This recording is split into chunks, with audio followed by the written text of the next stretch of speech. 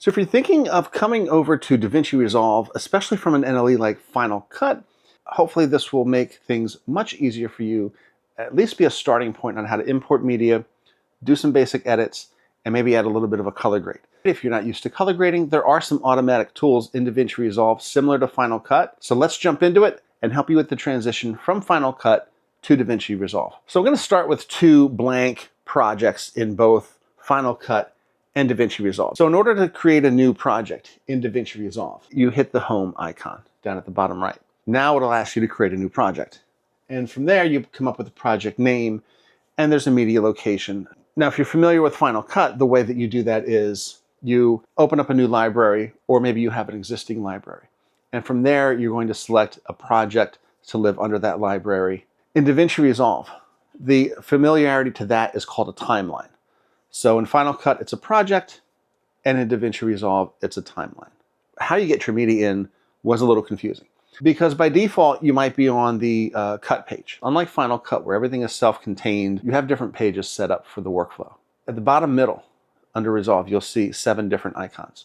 Going from left to right, it's Media, Cut, Edit, Fusion, Color, Fairlight, and Deliver. So you want to go into the Media tab or the Media page. Once you're in the Media page, you should see at the top left Media Storage. If your location doesn't show up, what you want to do is right-click. You'll see Add New Location. Just like mapping or routing something on your computer, whether it's your internal drive or an external drive, that's where you're going to mount the new storage location. And that should always be there. Even if it's an external drive, you unplug it, you plug it back in, it will still show up. You'll see a keyword down below that says Master. That's where all the footage for this project is going to live. If you've already separated your files into folders on your hard drive, all you have to do is drag those in, and it will create what's called bins. So bins would be the equivalent of a smart collection in Final Cut. Once you've imported all your footage, and you don't think you're going to import anything more, you're done with the media page. You can move on to the edit page. So let's move on to the edit page. The biggest issue for me coming from Final Cut was the magnetic timeline. For example, let's say I have these 2 clips here, and I want to insert a clip in between them. Well, in Final Cut, all I have to do is drag my in and out of that clip, place it in between the 2 clips that I want. It'll push that other clip over and lock it in. Watch what happens if I try to do that in Resolve. It's not going to push the file to the right aside. It's going to overwrite any section of that file that it takes up. The easiest way to do that is once you have your source files up, you'll notice a few icons underneath them. You can append to end, you can insert, you can put it in the beginning. Those are the best options of how to do that. And it makes sense, even if you don't know what they're called, the logos make sense. It shows inserting a piece of footage in between 2 other pieces. So that would be insert. Same with append to end, that would be at the end.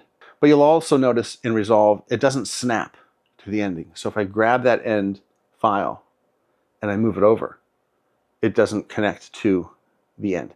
Another option you can do when you want to squeeze something in, especially if you have to trim it, is if you select Option Y, if you're on a Mac, you select Option Y, it will highlight everything to the right of the playhead cursor.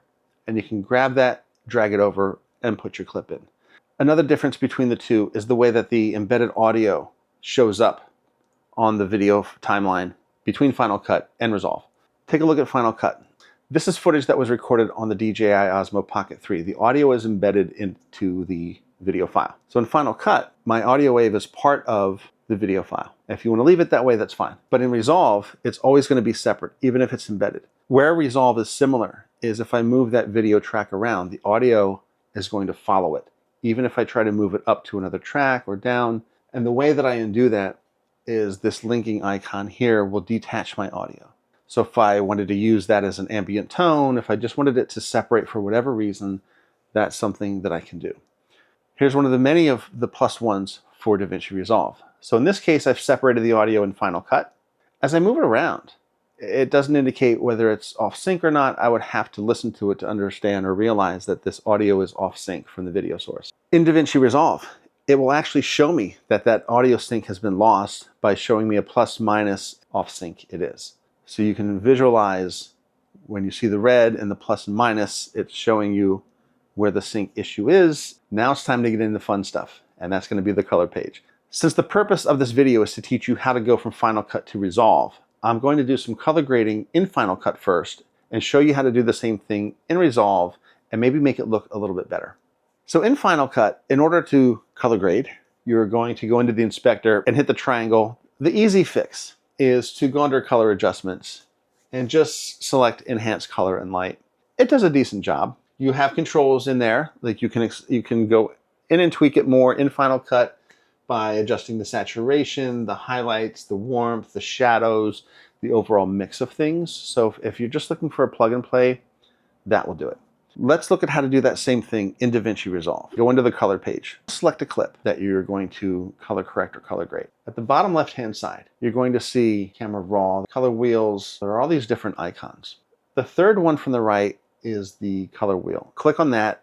Under where it says Primaries Color Wheels, you'll see an A with a circle around it. Press that button. It will do an adjustment on your picture. It's not always great. It's a start. It's going to make it better than that flat image. So to understand the nodes, think of it like layers. Similar to in Final Cut, if I did a color adjustment and then I wanted to go and throw a LUT on there. Let me use an example of this footage. This is drone footage from DJI Mini 4 Pro. There's a conversion LUT that DJI makes for it. As long as you're exposed properly, your color temperature was done properly, sometimes it's all you need. There are two things that I can do. I can just do the basic enhanced light and color, which is sort of a preset in Final Cut. What you should be doing is having your scopes open. All the scopes are important, but there's two that I primarily use, the vector scope and the waveform.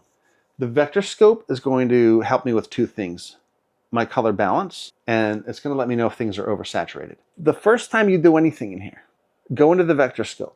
If you've set your white balance properly, you probably don't have to adjust anything. But if it's off, drag your global wheels to the center. That will give you a more balanced image. Under the waveform, that's going to show me where my shadows, midtones, and highlights are. So when I look at this first image, I can see everything's kind of in the middle.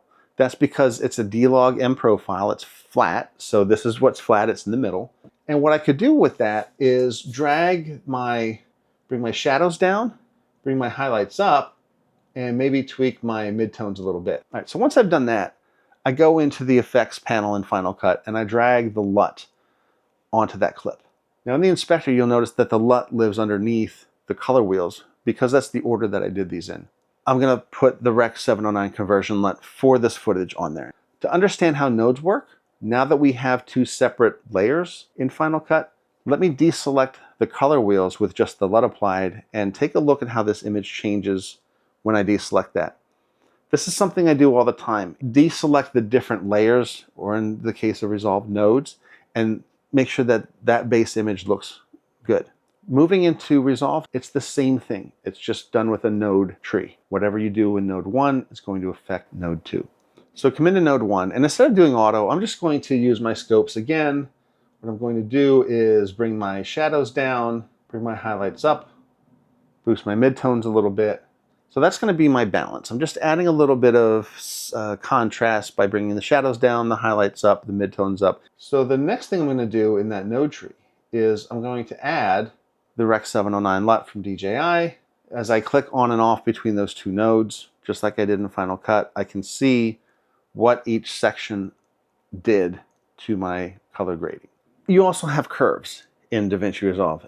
It's the same way that you have them in Final Cut. You click on your color enhancement, color wheels, that drop down gives you the option to do curves. So it's the same thing. And in the same way that the lineup of each one of those color settings is going to affect the next is the same way that a node tree is going to affect the node after it. Last but not least, let's output this file in Final Cut. When you export, you go to the top right, you hit the share arrow, and you select your video codecs, you select your presets.